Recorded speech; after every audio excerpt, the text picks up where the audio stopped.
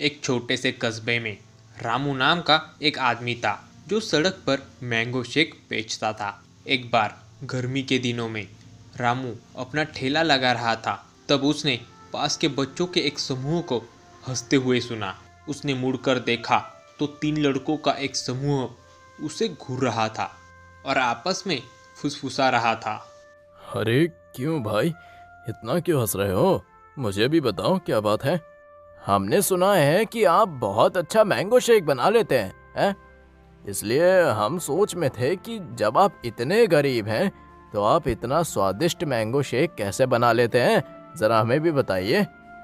अरे ये अमीर या गरीब होने के बारे में नहीं है, ये आप जो करते हैं उसके लिए जुनून होने के बारे में है। मुझे मैंगो शेक बनाना बहुत पसंद है और मैं अपना दिल और आत्मा हर गिलास में डालता हूँ, समझ गए? लड़के रामू के जुनून से प्रभावित हुए और उसके मैंगो शेक को आजमाने का फैसला किया। जैसे ही उसने पहला घूंट लिया, उनकी आंखें विस्मय से फैल गई।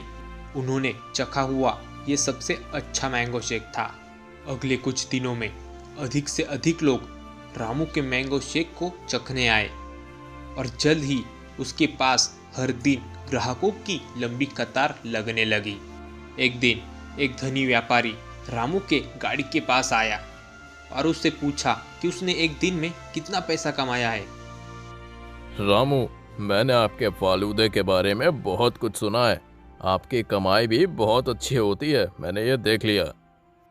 साहब, कभी बहुत अच्छी होती है तो कभी अच्छी ही नहीं होती, लेकिन साहब मैं अपना काम पूरी ईमानदारी से करता हूँ।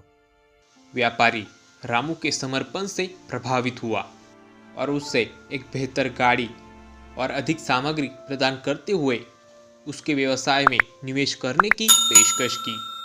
रामू, मुझे उतर पसंद आया। तुम्हारे जैसा ईमानदार लोग बहुत कम मिलते हैं। मैं तुम्हारी मदद करना चाहता हूँ। मैं तुम्हारे व्यवसाय में निवेश करूँगा और तुम्हें जितनी भी सामग्री चाहिए सब प्रदान करूँगा। रामू ने रोमांचित होकर प्रस्ताव स्वीकार कर लिया। व्यापारी ने रामू की प्रशंसा की और कहा कि उन्हें उसके मैंगो शेक में विशेष रुचि है। रामू ने उससे पूछा कि क्या वे उन्हें दुकान खोलने और उसके साथ सहयोग करने के लिए तैयार है। धनी व्यापारी ने उसे अधिक रकम देने का भी वादा किया। रामू को ये सुनकर खुशी हुई कि उसका सपना अभी पूरा हो रहा है।